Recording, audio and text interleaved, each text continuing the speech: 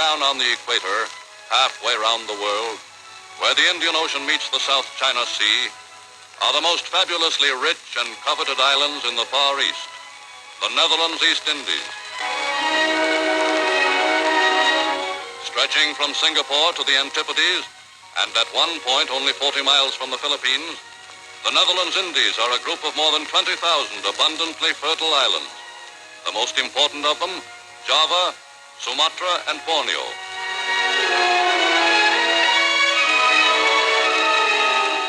Today, the people of the Dutch East Indies are making ready to resist invasion, for they know that with their motherland, a conquered state of Nazi Germany, their islands now are likely spoils of conquest.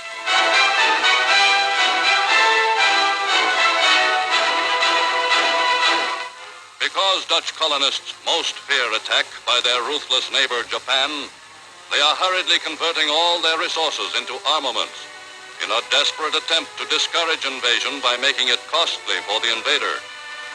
From the lightning-quick destruction of Holland's own great cities, Amsterdam and Rotterdam, they have learned the great lesson of modern warfare, that aerial bombs are the prime weapons of both offensive and defensive war.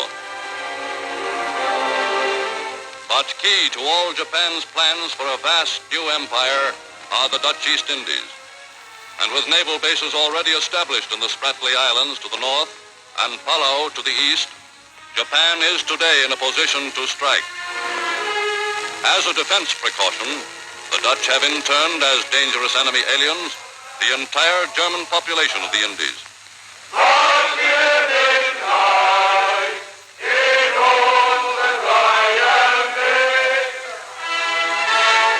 Source of moral encouragement and financial support to the people of the Indies has been London, where Holland's well-loved queen, 60-year-old Wilhelmina, fled for refuge.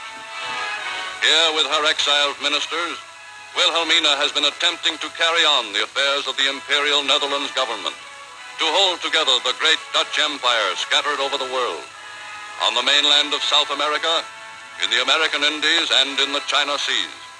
An empire Nazi Germany is making every effort to destroy. German generosity and patience are not endless. The maltreatment of Nazis interned by the Dutch in the East Indies will bring swift reprisals. The Führer has ordered the military governor of the Netherlands to see that the Dutch under his authority are given some of their own medicine.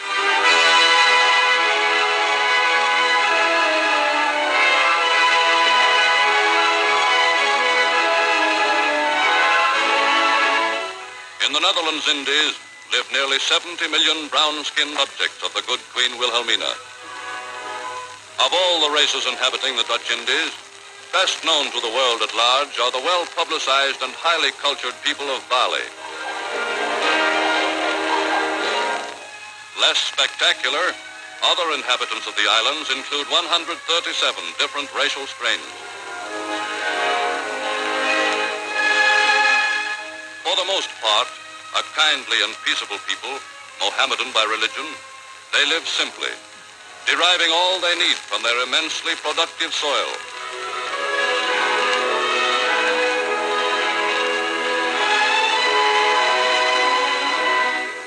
Intelligent, skillful, and moderately industrious, they make the utmost use of the products and resources they find around them. From generation to generation, they have preserved their tribal crafts, and in the course of centuries, they have produced masterpieces of minor art. Of native crafts, known is Javanese batik, fabrics richly patterned with the symbols of old Malayan sultans. Ruler over all the people and all the sultans in the Dutch East Indies is Queen Wilhelmina's Governor General, Jonkheer Takauer, a mild and liberal autocrat.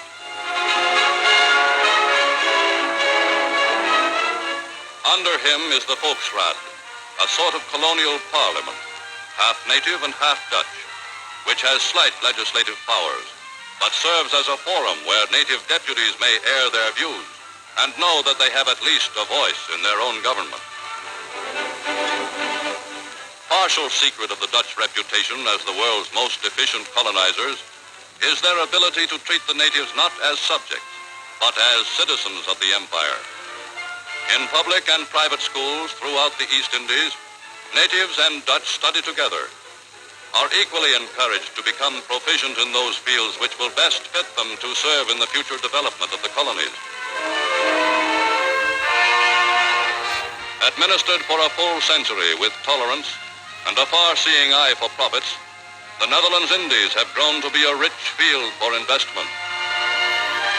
And the trade of the Indies has not only brought wealth to the Dutch people, but it has made one of the tiniest nations of Europe an important and respected world power. None have known better than the Dutch how to make productive use of the natural riches in which the Indies abound.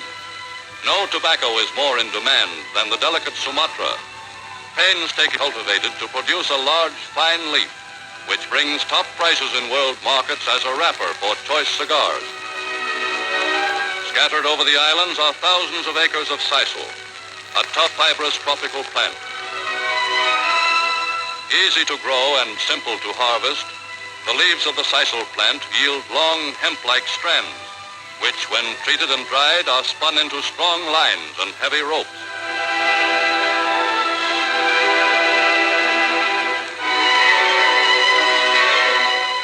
As tea planters, the Dutch colonists have been as successful as any in the East, and from the slopes of Java's volcanoes comes a delicate and fragrant leaf, which has done much to improve the blend of all Dutch tea.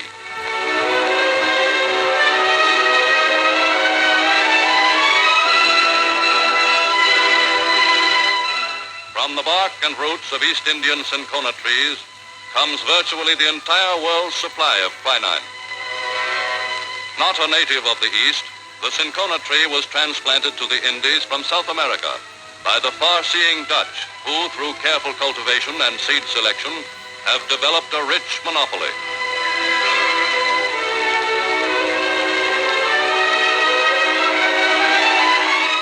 Of all the raw materials of modern industry and modern warfare, few are more essential than tin. And in the Dutch East Indies, America's chief source of supply of this all-important metal, whole islands are mountains of tin. Washing the ore from the soft earth is one of the easiest and most profitable of industrial operations.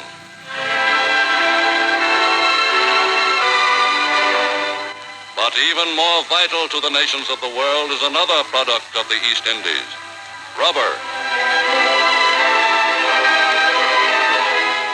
To ensure an uninterrupted supply of natural rubber from the few regions of the world which grow it is a major concern of every world power, most of all the United States.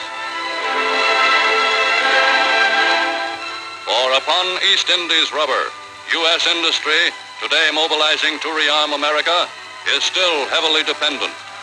And the possibility that new conquests in Asia may entirely shut off America from access to the Indies is a serious worry to U.S. military strategists. In the same degree that Dutch tin to Japan's great military machine, with war and blockade gradually cutting down other sources of supply, Japan's militarists are demanding that they be given unlimited access to the oil fields of Borneo and Sumatra. But partners with the Dutch in the control of the East Indian oil fields are British American investors, whose interests are in direct conflict with those of Japan. For well do Europeans and Americans know to what grim purpose aggressor nation Japan employs its fuel oil and high-test gasoline. To carry on efficiently the affairs of Holland beyond the seas, the Dutch Queen Wilhelmina can count well on the loyalty of some 250,000 colonists, who, though spending their entire lives in the East, look always to the Netherlands, 9,000 miles away, as home. In Palembang, Surabaya, Batavia, Medan, or in Makassar, wherever in the East the Dutch family has settled, there it has preserved all the homeland customs, all the solid respectability and thrift that are the backbone of the Dutch character. First citizens in Dutch colonial life are its substantial burghers, businessmen who, in carrying on the commerce and government of their empire, are equally concerned with maintaining the social traditions of a hearty, convivial people. Of all European colonists in the Orient, the Dutch are the most democratic, most given to the simple pleasures of plain people.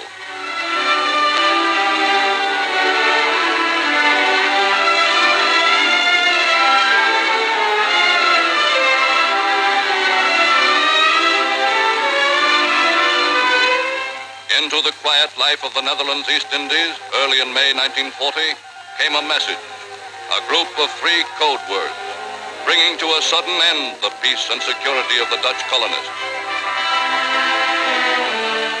Within 5 short days, Holland had been overrun by the German war machine. Quick to see an advantage in their neighbors' misfortune were Japan's militarists. England's difficulty is Japan's supreme and golden opportunity. We are working in the closest harmony with Italy and Nazi Germany. The United States is too weak and too pacifistic a nation to interfere with the onward march of Japanese destiny. Of course, we shall have the Dutch East Indies.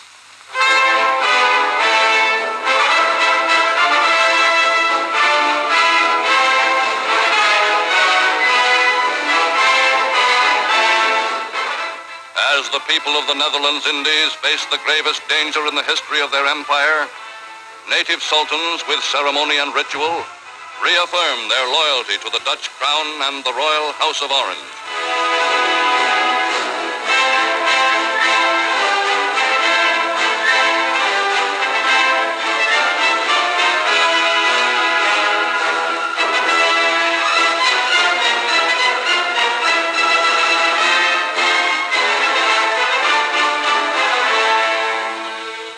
While Dutch officials know that wholehearted native allegiance lightens the burden of defense, the problem before them seems almost insuperable. But in grim earnest, all the resources and industries of the rich Netherlands East Indies are for the first time diverted from the creation of wealth to the purposeful task of self-defense and self-preservation.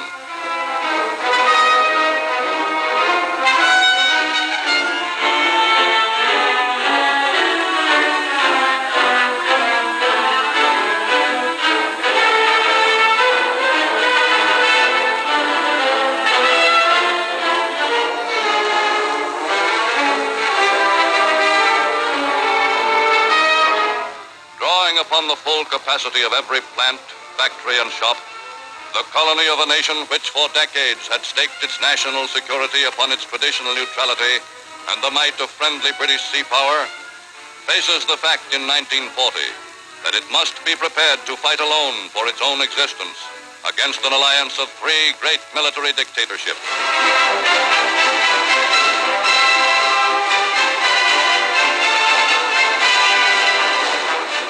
Knowing the limitations of their resources and their defenses, the Dutch staff is directing much of its effort to training soldiers able to cope with parachute invaders. Throughout the islands, the Army is establishing anti-aircraft defenses wherever they will be most effective.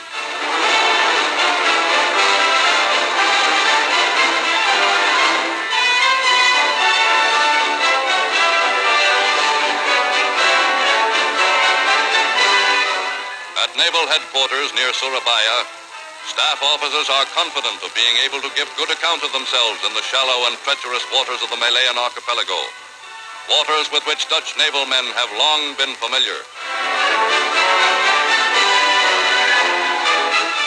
In the East Indies Squadron, the Dutch have nearly 100 surface craft, motor torpedo boats, destroyers, cruisers, gunboats.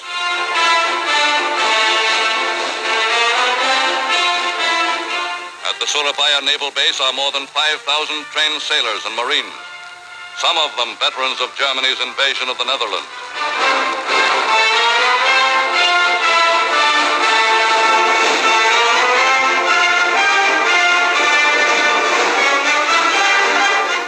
Based on Java is a flotilla of 18 modern submarines, outfitted with new long-range audio-electric sound detectors.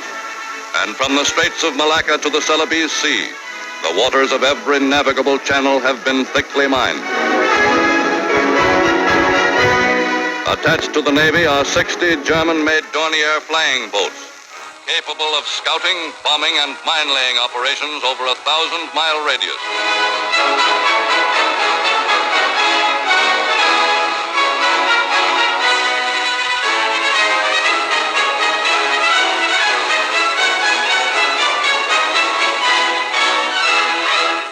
And in the Indies is a third line of defense, a compact Army Air Force of 3,000 men and nearly 300 combat planes.